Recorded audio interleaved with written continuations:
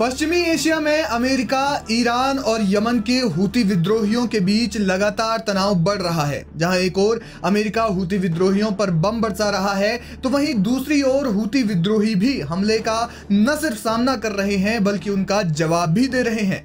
हाल ही में हूती विद्रोहियों ने अमेरिका के MQ-9 रिपर ड्रोन को ध्वस्त कर दिया। इसके अलावा लाल सागर में विमान वाहक युद्धपोतों पर भी हवाई हमले किए। ऐसे में कहा जा रहा है कि लड़ाई फिलहाल जल्द ही खत्म तो नहीं होगी। उधर अमेरिका ईरान में भी सैन्य कार्रवाई की धमकी दे रहा है। इसलिए माना जा रहा है कि अमेरिका अब अपनी सैन्य गतिविधियां इलाके में तेज कर देगा और ईरान के पड़ोसी मुल्कों में जो उनके सैन्य अड्डे हैं वहां पर घातक हथियारों की मौजूदगी बढ़ा देगा।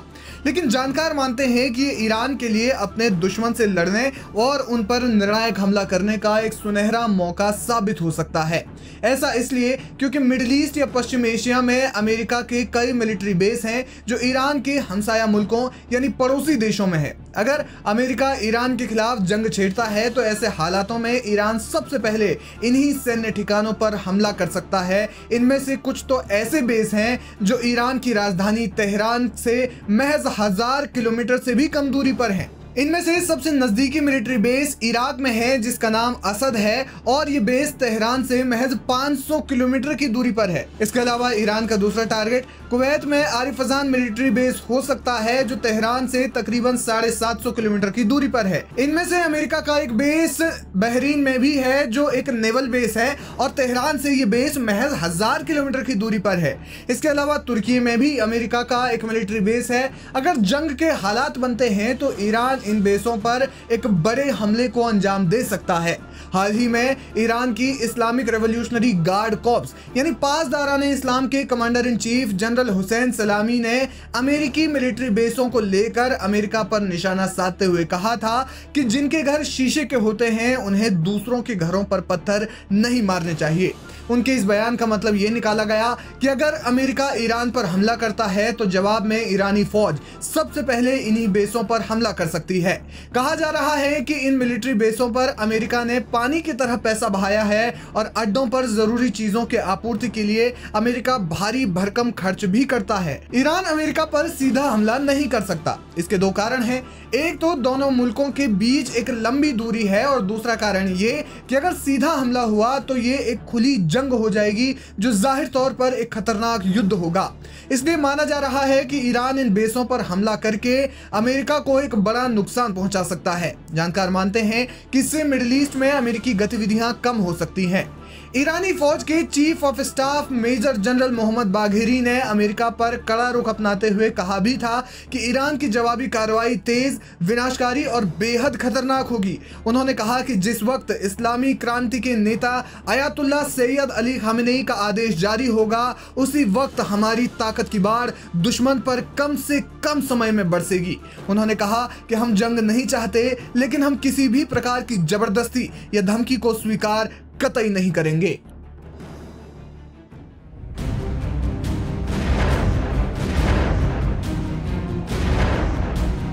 अमेरिका के साथ बढ़ते तनाव के बीच ईरान अपनी सैन्य क्षमताओं को मजबूत कर रहा है। हाल ही में अमेरिका के बातचीत के प्रस्ताव को खारिज करने के बाद ईरान को लगता है कि शायद अमेरिका उन पर हमला कर सकता है और इसलिए उन्होंने अपनी रक्षा क्षमताओं में गति लानी शुरू कर दी है। कहा जा रहा है कि ईरान ऐसे हथियार बना रहा है जो दुनिया के लिए एक सरप्राइज से कम नहीं है। ईरान में खत्म अल अनबिया एयर डिफेंस बेस के कमांडर ब्रिगेडियर जनरल अली रेजा सबही फर्द ने ईरानी मीडिया को इंटरव्यू में कहा कि हमारे पास ऐसे हथियार हैं जिसकी कल्पना हमारा दुश्मन भी नहीं कर सकता। हमारे पास ऐसी ताकत है जो दुश्मन को माकूल जवाब देने की काबिलियत रखती है। ब्रिगेडियर जनरल अली रेजा सबही फर्द ने कहा, इस्लामिक रिपब्लिक ऑफ ईरान के सशस्त्र बल, खासतौर पर शक्तिशाली वायु रक्षा बल पहले से कहीं ज्यादा तैयार हैं और जंग की उच्च स्तर की तैयारी बनाए रखते हैं।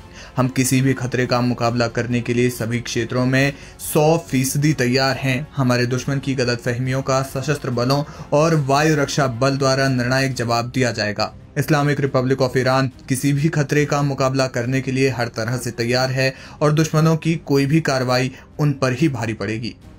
उन्होंने कहा कि ईरान ने जो हथियार बनाए हैं वो सारे हथियार स्वदेशी हैं। हमारे सशस्त्र बलों के पास जो ताकत है वो स्वदेशी हथियारों की ताकत है। हमारे सामने आने वाले खतरों के कारण हमारे उपकरण अधिक उन्नत और घातक होते जा रहे हैं, इसलिए हम किसी भी खतरे का सामना करने के लिए पूरी तरह से तैयार हैं। इसके अलावा ब्रिगेडियर जनरल अली रेजा ने वायुसेना की ताकत पर भी बात की। उन्होंने कहा कि हमारी फौज को हर रोज ताकत मिल रही है और हम खतरनाक हथियारों से लैस होते जा रहे हैं, ऐसे हथियार जो हमारे दुश्मनों की कल्पना से भी परे हैं। दरअसल अमेरिका और इसराइल ईरान के मसले पर एक ही रुख, एक ही रवैया रखते हैं। ऐसे में ईरान के दुश्मन बेहद ताकतवर हैं, इसलिए ईरान ने उनसे लड़ने के लिए उतने ही खतरनाक हथियार विकसित किए हैं। माना जा रहा है कि अगर अमेरिका ईरान पर हमला करता है तो ऐसे हालातों में ईरान अपने हथियारों की ताकत अमेरिका को दिखा सकता है। अमेरिका ने ईरान पर तमाम प्रतिबंध लगाए हैं, लेकिन इसका नतीजा ये हुआ कि ईरान को स्वदेशी हथियार बनाने में महारत हासिल हो गई, जिससे उनकी तीनों फौज घातक हथियारों से लैस हो गई। और इसी बारे में ईरानी जनरल ने मीडिया को भी बताया।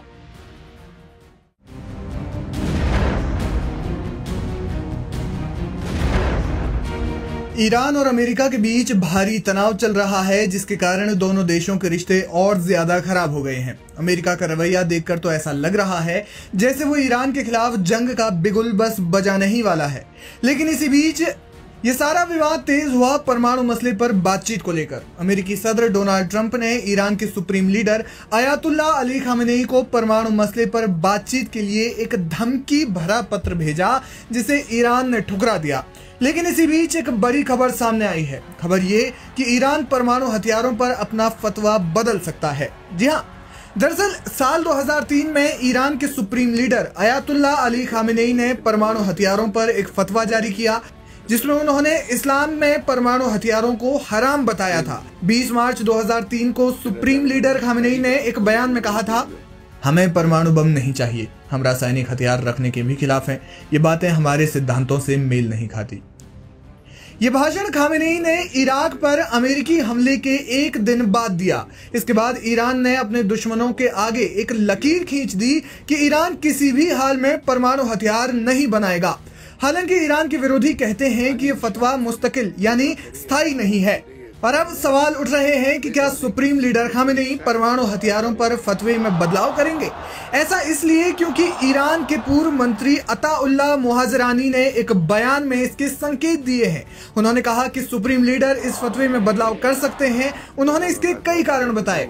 अताउल्लाह मुहाजिरानी ने कहा, ईरान के सर्वोच्च नेता अयातुल्लाह सैयद अली खामेनेई मजहबी, सियासी और न्याय शास्त्रीय कारणों का हवाला देते हुए जौहरी हथियारों को बनाने पर रोक लगाने वाले अपने फतवे को बदल सकते हैं। अमेरिकी सदर डोनाल्ड ट्रंप की ईरान पर बमबारी करने की बार बार की धमकियों और नेतन्याहू के रुख के साथ इस उसूल को तब्दील करना तार्किक और जायज माना जा सकता है और इसे कौमी और क्रांतिकारी हितों की सेवा के रूप में ताबीर यानी व्याख्यायित किया जा सकता है। लेकिन ये बयान सिर्फ ईरान के पूर्व मंत्री ने ही नहीं दिया। रिपोर्ट्स बताती हैं कि ईरान की IRGC फोर्स या पासदाराने इस्लाम ने कथित तौर पर सुप्रीम लीडर से वजूदी खतरों यानी अस्तित्व संबंधी संकटों का मुकाबला करने के लिए फतवा रद्द करने की गुजारिश की है। रिपोर्ट्स ये भी बताती हैं कि इसी साल फरवरी में टेलीग्राफ ने ईरान के वरिष्ठ कमांडरों के हाल के महीनों में जौहरी हथियारों पर यूटर्न की रिपोर्ट दी, यानी ईरान जौहरी हथियार जल्द ही बना सकता है। ऊपर से अमेरिकी राष्ट्रपति डोनाल्ड ट्रंप ने ईरान पर बमबारी की नई धमकी दे डाली, जिसके बाद से मुल्क में रक्षा क्षेत्रों से जुड़े अधिकारियों और मंत्रियों को लगता है कि ईरान को अब परमाणु हथियार बना लेने चाहिए, यानी मुल्क में जौहरी हथियारों की मांग तेज हो गई है। हालांकि कई रिपोर्ट्स ये दावा करती हैं कि ईरान परमाणु हथियार बनाने की तैयारी सालों पहले से ही कर रहा है, लेकिन समय समय पर इसमें रुकावट आ जाती है। ایران جمهوری اسلامی نایب